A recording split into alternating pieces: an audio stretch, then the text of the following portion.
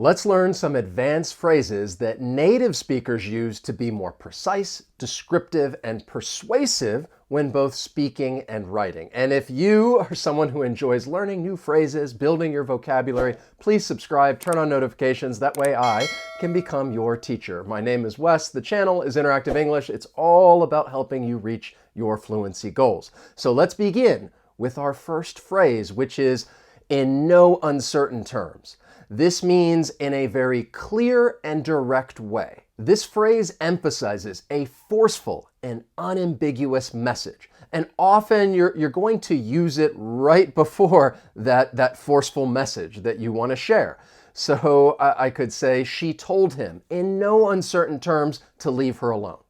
So I'm using the phrase right before that direct message to leave her alone. He made it clear in no uncertain terms that the deal was off.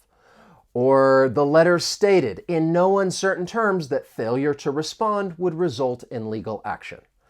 Hopefully, these sentences give you a better sense as to how this phrase is used in context, but still, I want to share some video examples with you. He told me in no uncertain terms that he's got dibs on the upper class girls. I am here to tell you in no uncertain terms to stay away from my son. And she made it very clear in no uncertain terms that she loves you and she wants to stay in your class. Then we have the phrase a foregone conclusion. This refers to a result that is obvious to everyone even before it happens. So you're going to use this when you want to say that the outcome is obvious, there is no doubt as to the final result. Given the team's poor performance, the loss was a foregone conclusion. Everyone knew this was going to happen. Here are some news headlines to give you more context. It's a foregone conclusion the Fed will continue cutting, says Peter Anderson. Trump cutting off aid to Ukraine, not a foregone conclusion, says experts. In this case, we're using it with the negative to say that the final result is, well, it's not obvious at this point. And it's a foregone conclusion that Ethereum is a commodity, says Joe Lubin. Let's take a look at some more examples. Capture is a foregone conclusion. You go down with your plane. The death sentence is not a foregone conclusion. Don't worry. From that point on, the whole game was like a foregone conclusion. I couldn't fight this feeling that I'd already lost. Now, if you are someone who wants to build your vocabulary, improve your speaking fluency, then I am telling you in no uncertain terms that you should join my speaking course. It's all about helping you speak confidently, speak clearly, and speak naturally. Each week there is a different speaking topic. You will learn vocabulary related to that topic, and there are a variety of engaging speaking activities. So click the link down below in the description if you want to enroll or learn more about the course, and I just hope to speak to you soon. Let's continue with our next phrase, which is one that I really like, and that is nip it in the bud. It means to stop something before it gets worse. And in this case, the it refers to the problem or the issue, to nip it in the bud. And we're going to use it because it's already been mentioned. The problem is getting worse. We need to nip it in the bud. So it, in this case, refers to the problem. Now, that's not always the case. You may actually say what it is that you want to stop from getting worse. I could say to you, you need to nip these rumors in the bud before they spread. The phrase comes from gardening. When a leaf or flower starts to form, it's just a bud. And when you nip it or cut it, you stop it from growing. Now, sometimes people mistakenly say nip it in the butt. All right, that's a different word. We're not talking about somebody's butt, even though that may sound a little funny. The word sounds similar. Just keep in mind, the phrase is nip it in the bud. I just want to nip any problems in the bud. Tell you what, I'm going to nip this in the bud. You deserve a fighting chance. Then there's the phrase to go against the grain. This refers to something that you would not usually do because it is different from what is usual or what is normal. And in that case, you're going against the grain. Let's say that you come from a family of doctors and you are going to go against the grain and become an actor. Or maybe I tell you the new policy goes against the grain of everything that the company stood for. One thing I want you to keep in mind when it comes to this phrase is that it's a fixed phrase. You're not going to change the article and say go against a grain. No, no, no, no. Go against the grain. You're not going to add an S to the word grain. Go against the grains. No, no, no, no. It's just go against the grain. So think of this as a fixed phrase. Let the perfect be the enemy of the good. Guess I'm just going against the grain again. Shouldn't mean that we can't have a civil conversation. I just don't understand why you always have to go against the grain. Hang by a thread. This phrase pretty much means what it says. You are in a dangerous situation or state in which you are unlikely to survive or succeed. So I literally want you to imagine this in your mind. If you are hanging by a thread, that is not a good position to be in. But you can use this phrase to emphasize the fact that you're in a situation in which you are barely surviving or getting by.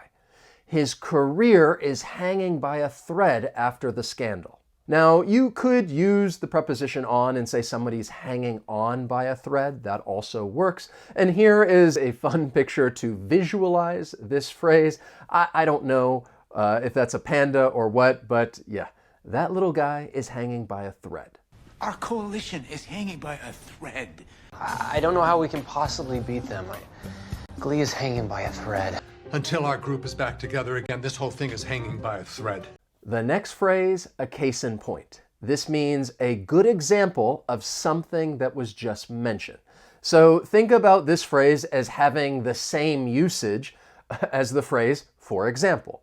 Now, often you're going to just say, for example. This phrase is commonly used, but it's always good to get a little bit of variety, because a slight nuance would be that you're going to use a case in point in more formal situations. So this phrase is a bit more formal whenever you want to introduce an example. So you're more likely to use it in presentations or essays. I could say many species are struggling to adapt to climate change. A case in point is the polar bear. And maybe you've seen some of these images, but it is very sad to see these pictures of the polar bear struggling due to climate change. Here are some more examples. You can learn a great deal about a man from his trash. Case in point, satellite TV bill. That's right. I love telling the truth. Case in point, sometimes when I blow my nose I get a boner. Boss has to loosen up every now and again. Case in point, me, I'm half loaded right now. Then we have in the grand scheme of things. This means considering everything. So it really refers to the broad perspective, seeing the big picture and not getting bogged down in the specific details of a moment. Often you're going to use this phrase at the beginning of a statement or clause. In the grand scheme of things, the Earth is just a tiny planet in a vast universe. I was really upset about losing the game, but in the grand scheme of things, it's not that big of a deal. Or in the grand scheme of things, my problems are insignificant compared to what some other people are going through. I hope that gives you some context as to how and when to use this phrase. Let me give you some more examples. In the grand scheme of things, an ex-wife's throw pillows aren't much of a problem. Pay them. Scheme of things, it's a speeding ticket. In the great grand scheme of things, we're just tiny specks that will one day be forgotten. Then we have the phrase to strike a chord with someone. This means to resonate emotionally or intellectually. So perhaps I say, his story about growing up in poverty struck a chord with many people. So in this case, they could empathize with it. They could relate to this story. I hope that this lesson strikes a chord with you and creates this emotional response that makes you go ahead and hit that like button. So please hit the like button if this lesson strikes a chord with you. I want to give you some more context, so here are some news headlines. Chime's IPO may struggle to strike a chord with investors. Sydney music students strike a chord with Bush kids. And this headline is kind of a play on words because we're talking about the phrase strike a chord and music, chords, instruments. I think you get it. Sir David Attenborough's latest message about the world's oceans should strike a chord with us all. Here are some other examples. That was the biggest child actor of the 1980s, striking a chord with audiences all over the world. What it's worth, what you wrote here struck a chord with me as well. And when I started sobbing uncontrollably, apparently that struck a chord with quite a lot of people. The lion's share. This just refers to the largest portion.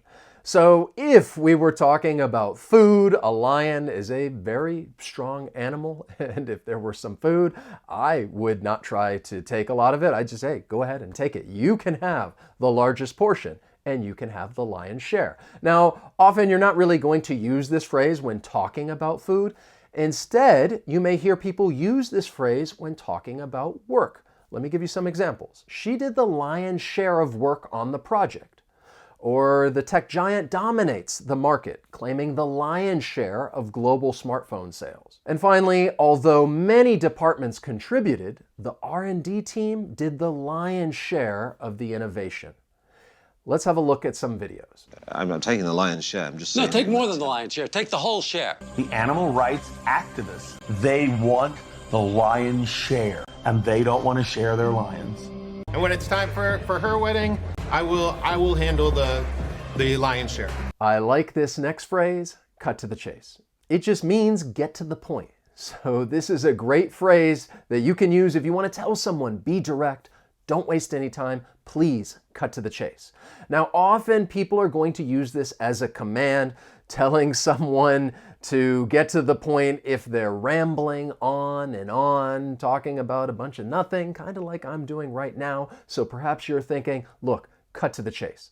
So I am not going to waste any more of your time. I'm just going to cut to the chase and show you some video examples. I'm late for a skydiving massage. I'll cut to the chase. Behind every great invention's an MIT mind.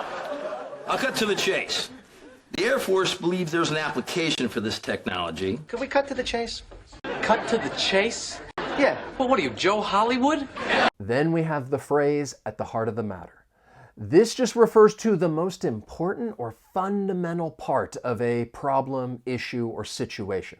So really you would use this phrase if you want to highlight the central point and talk about that problem that should be understood or addressed. If we're talking about a relationship, at the heart of the matter is a lack of trust. Or maybe I give you a command and say, let's cut to the chase and get to the heart of the matter. So now I'm using both of these phrases to say, let's get directly to the most important thing. To be honest, these two phrases, to cut to the chase and at the heart of the matter, they are a little similar, but one clear distinction is that they have different parts of speech. You're going to use the phrase to cut to the chase as a verb and the phrase at the heart of the matter as a noun. But let's get to the heart of the matter right now, which is helping you understand how this phrase is used in context, and we'll do that with some video examples. The courthouse sits the heart of the matter. Voter registration office. Charmaine being pregnant just changes everything. The heart of the matter. Put your hands where I can see them. So before we get to the heart of the matter, I have one question for you. The next phrase, to be in over your head. This just means to be involved in something that is too difficult. So instead of me telling you, this is too difficult for you, I could say, you're in over your head. It's a little more informal, but I really do think it adds emphasis if you want to tell someone, look, this thing that you're doing, it's too difficult, you're in over your head. So let me share with you sometimes when I was in over my head. So I was in over my head the first time I stepped foot in a classroom. And this is true, not just the first day or week, but really that first month, the kids ate me alive. I was in over my head. I was also in over my head this one time when I tried to cook dinner for a group of friends. It did not go well. The food did not taste well. And yeah, I was in over my head. And even right now, I'm in over my head right now because we had another child and it's very difficult and I'm struggling and I feel like I'm in over my head. But I will say, if you're ever in a situation and you feel like you're in over your head, try to learn as much as you can, make adjustments, and really just do your best if you ever feel like you're in over your head. The market's crashing. Nuh-uh. You're in over your head. Maybe you're in over your head. Yes, I do. And so does the leadership. You're in over your head. And remember, if you feel like you're in over your head, just excuse yourself to go to the bathroom or get a drink. Now, I hope this lesson really struck a chord with you. And even though these are advanced phrases, I don't think you're in over your head trying to learn and understand them. But when you watch lessons like this, it is a foregone conclusion that you will build your vocabulary. So let me just cut to the chase. I think that you should watch another video lesson, one of my lessons, of course, to continue building your vocabulary, because if you ever feel like you're starting to forget certain words and phrases, it's good to get a refresher. Let's just nip this problem in the bud right now. So watch another video lesson. In the grand scheme of things, it's going to help you reach your fluency goals. And if you enjoyed this lesson and learned something new, you can let me know by hitting that like button. As always, thank you so much for watching, and I will see you next time. So long.